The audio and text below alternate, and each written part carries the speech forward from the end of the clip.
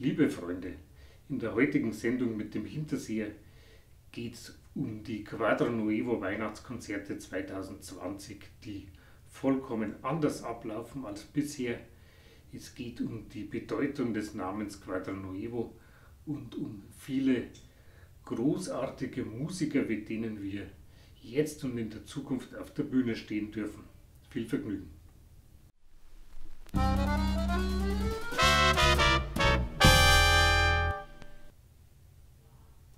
Heute sendet die Sendung mit dem Hinterseher sogar auf 2 Kanälen, wie gewohnt auf Andreas Hinterseher Music und auf dem Kanal von Quadro Nuevo, weil es auch um Quadro Nuevo geht. Gleich vorab, wir haben wenig wirkliche Konzerte, aber dafür machen wir an den Adventssonntagen Weihnachtsstreams, damit ihr trotzdem unsere Musik und unsere Weihnachtskonzerte hören könnt.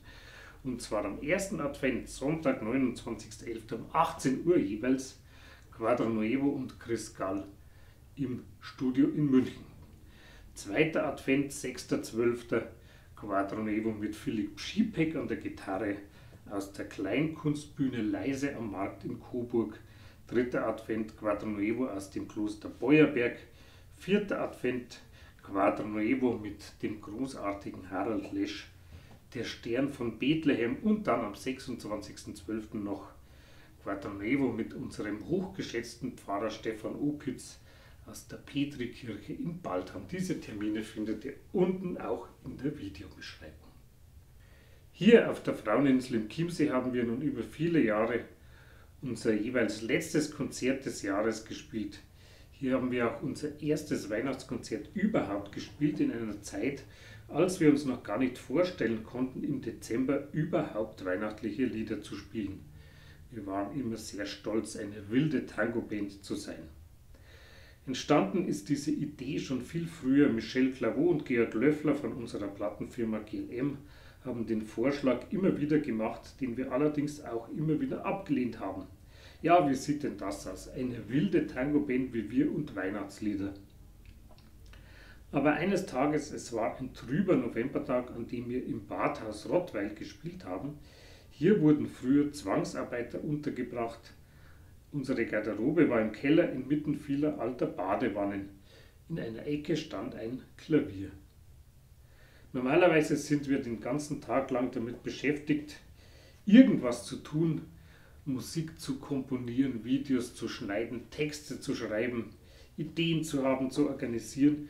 Nur direkt vor dem Konzert ist immer so ein Moment der Ziellosigkeit. Wir warten einfach nur darauf, dass es endlich losgeht, wissen aber eigentlich nicht, was wir in der Zeit wirklich anstellen sollen. Und eben auf diesem Klavier lag ein vergilbter Notenband, das weihnachtliche Lied von der Firma Hohner. Ich habe mich einfach hingesetzt aus lauter Langeweile ans Klavier und aus diesem Notenband gespielt. In dieser düsteren Stimmung im Keller des Badhauses war das für uns ein ganz besonderer Schlüsselmoment. Wir wussten plötzlich alle gleichzeitig, dass wir eine Weihnachts-CD machen. Das war so eine gemeinsame Erkenntnis in dieser Stimmung, das wird funktionieren, die Musik ist interessant. Vielleicht ist das etwas, was wir der Musikwelt noch hinzufügen können, weihnachtliche Lieder ohne Kitsch und ohne Shopping und ohne das Übliche, sondern wirklich innig gespielte Weihnachtslieder in neuem Gewand auf der Suche nach dieser ursprünglichen weihnachtlichen Grundstimmung. Seitdem spielen wir nun jedes Jahr mit großer Freude unser Weihnachtsprogramm im ganzen Land, genießen es sehr. Für uns bedeutet es sehr viel Rumfahren, auf der Autobahn sitzen, aber der Moment am Abend im Konzert, weihnachtlich in einer Kirche, die nur spärlich beleuchtet ist, ist immer sehr besonders.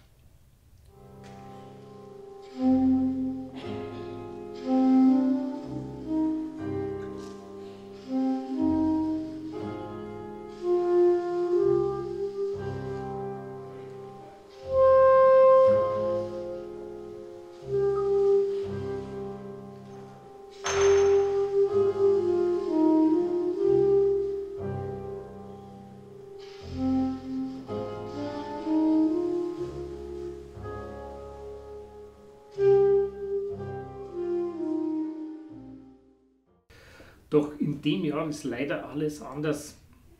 Wir haben zwar noch ein paar Weihnachtskonzerte im Plan drinstehen, aber niemand weiß, ob es nicht wieder eine frohe Botschaft aus Berlin oder München gibt, die uns diese ganzen Pläne zunichte macht und unsere Konzerte abgesagt werden. Das hätten wir uns auch nicht gedacht, dass uns mal verboten wird, auf der Bühne zu stehen und zu spielen. Das ist schon ganz eigenartig. Aber der Name Quadro Nuevo heißt ja nicht wie vielfältig angenommen neues Bild, sondern setzt sich zusammen aus Italienisch und Spanisch. Nuevo ist Spanisch und heißt neu, klar. Quadro heißt nicht vier, sondern heißt Bild oder Rahmen. Und so suchen wir uns einfach einen neuen Rahmen, in dem wir in dieser Zeit Musik machen können. Und in diesem neuen Rahmen bedeutet das, dass wir sehr viel streamen, und auch bedeutet es, dass wir mit vielen großartigen Musikern zusammenspielen.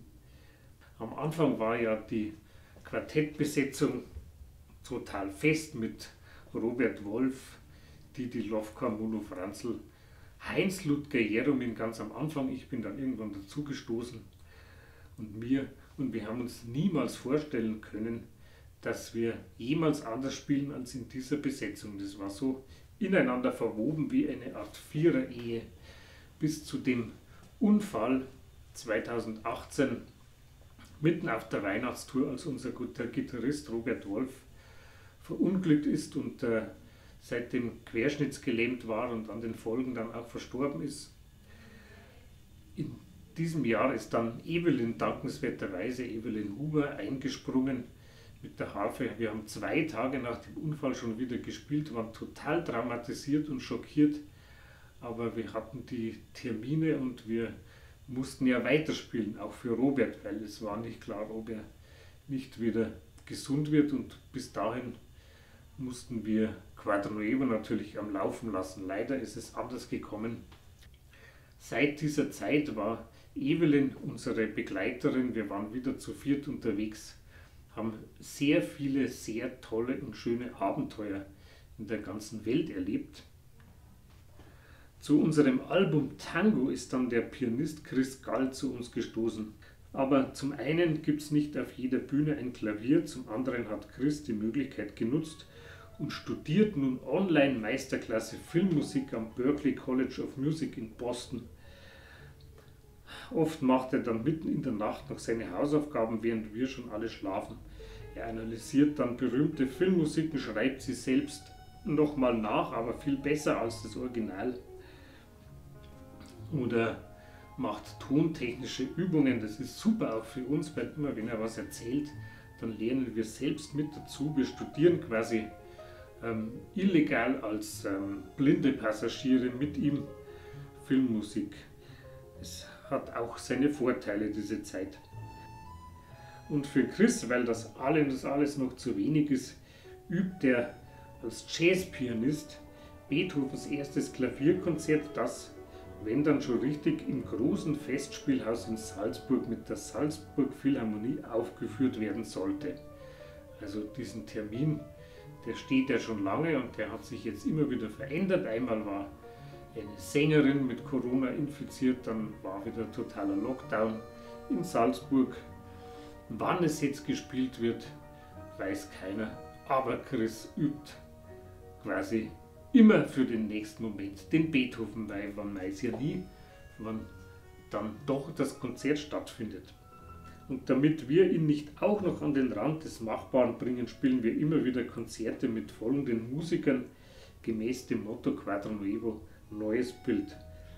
Paulo Morello an der Gitarre, das ist wirklich einer von uns. Ein fest in der Oberpfalz verwurzelter, weltreisender Professor an der Musikhochschule in Berlin, mit unserem Humor und vor allem ein großartiger Gitarrist, mit dem man auch nach dem Konzert noch super abhängen kann.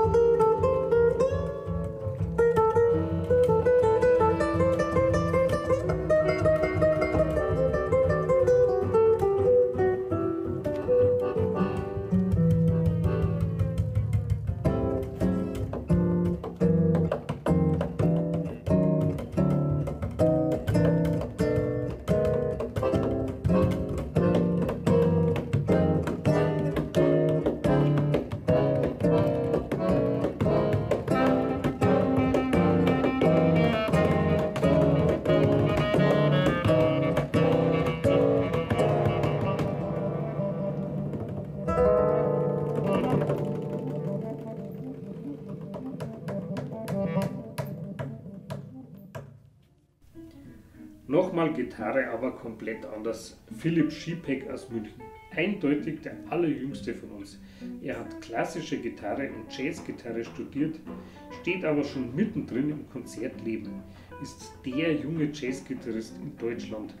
Auch mit ihm haben wir im Sommer schon ein paar Konzerte gespielt. Ein wahrer Gentleman, immer gut aufgelegt mit einer Eleganz beim Spielen. Das ist für uns wie so eine Art Dauergenuss während dem Konzert. Es ist wirklich wunderbar mit ihm zu spielen.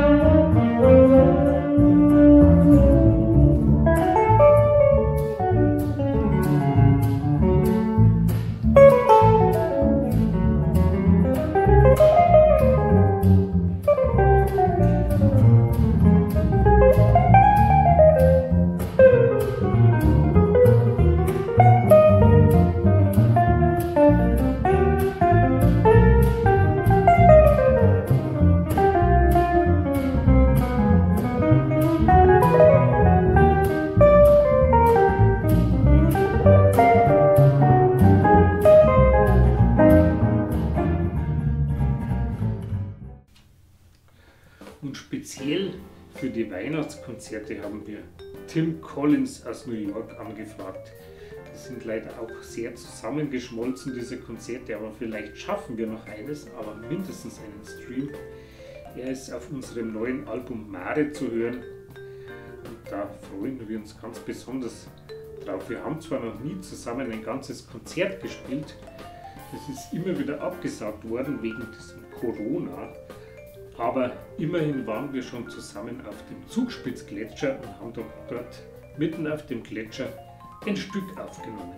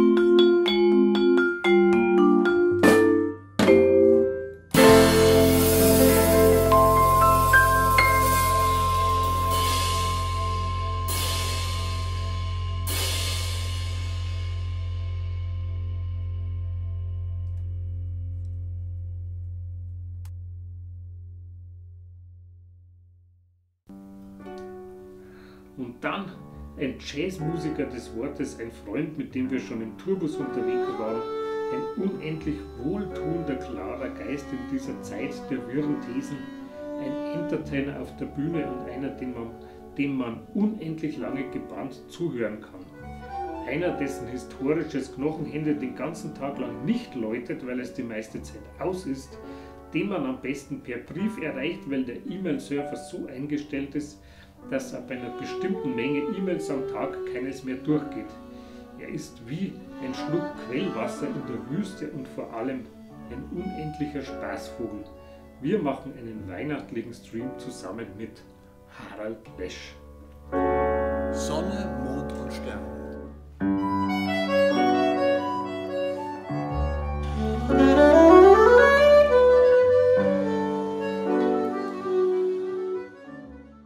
Wir freuen uns unendlich, dass unsere musikalische Vierer-Ehe vom Anfang nun zu einer musikalischen Großfamilie herangewachsen ist, dass wir in immer wieder wechselnden, jungen, frischen Besetzungen spielen, dass wir auch zusammenspielen, zusammen aufnehmen, dass wir wirklich einfach, ja, wir sind eine Großfamilie geworden. Und ich hoffe wirklich, dass wir uns zumindest im Digitalen sehen oder noch besser auf einem Frontalkonzert, also quasi, wo der Musiker auf der Bühne steht und unten Publikum sitzt, klatscht, Interaktion herrscht, mal einer hustet, einer ein Glas umwirft. Das ist doch das wahre Leben. Aber das kommt wieder zurück. Und in der Zwischenzeit, damit ihr nichts versäumt, könnt ihr gerne den Kanal von Quadranuevo und von Andreas Hinterseer Music abonnieren. Da gibt es regelmäßig Videos, jeden Montag die Sendung mit dem Hinterseher abonnieren. Dann versäumt ihr nie wieder was von unseren Abenteuern.